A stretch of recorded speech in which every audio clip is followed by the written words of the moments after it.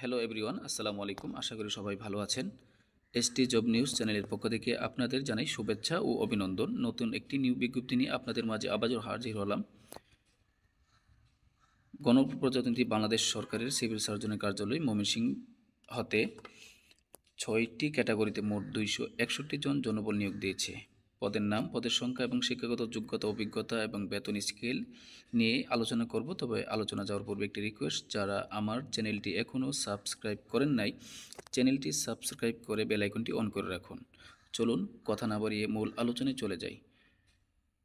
6টি ক্যাটাগরিতে মোট 261 জন জনবল। 1 নম্বর ক্যাটাগরিতে রয়েছে পরিসংখ্যানবিদ, পদের সংখ্যা 7, বেতন গ্রেড 14, 10,200 থেকে 24,680। শিক্ষাগত যোগ্যতা, কোনো শিক্ষিত বিশ্ববিদ্যালয় হতে পরিসংখ্যানবিদ অথবা গণিত বা অর্থনীতিবিদে স্নাতক বা সমমান ডিগ্রি। কম্পিউটার চালনা অবশ্যই থাকতে হবে। আবেদন করতে পারবেন শুধু ময়মনসিংহ জেলার স্থায়ী বাসিন্দাগণ।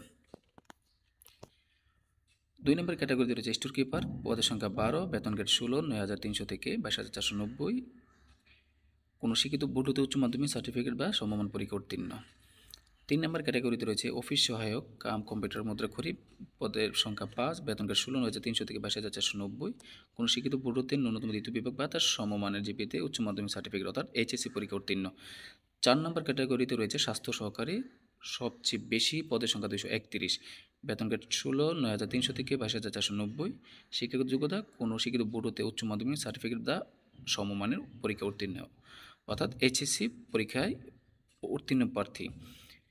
5 গাড়ি চালক, পদের সংখ্যা 3, বেতন গ্রেড 16, 9,300 থেকে 22,490। কোনো শিক্ষিত বোর্ড হতে জমিনের স্কুল সার্টিফিকেট বা তার সমমান হালকা গাড়ি চালানোর বৈধ ড্রাইভিং লাইসেন্স থাকতে হবে। অভিজ্ঞতা সম্পন্ন চালকগণ অগ্রাধিকার পাবেন। সর্বশেষ ক্যাটাগরি 6 ল্যাবরেটরি অ্যাটেন্ডেন্ট, পদের সংখ্যা 3, বেতন গ্রেড 19, 8,500 থেকে 20,570। কোনো শিক্ষিত বোর্ড হতে মাধ্যমিক স্কুল সার্টিফিকেট বা সমমান পরীক্ষা উত্তীর্ণ অর্থাৎ এসএসসি পরীক্ষা উত্তীর্ণ প্রার্থীগণ আবেদন করতে পারবেন। আবেদনের শেষ তারিখ 28/5/2024। অবশ্যই আপনাকে আবেদনটি অনলাইনে করতে হবে। আবেদনের লিঙ্ক এবং নিয়োগ বিজ্ঞপ্তির লিঙ্ক ডেসক্রিপশন বক্সে দেওয়া থাকবে। ভালো থাকুন, সুস্থ থাকুন। আসসালামু আলাইকুম।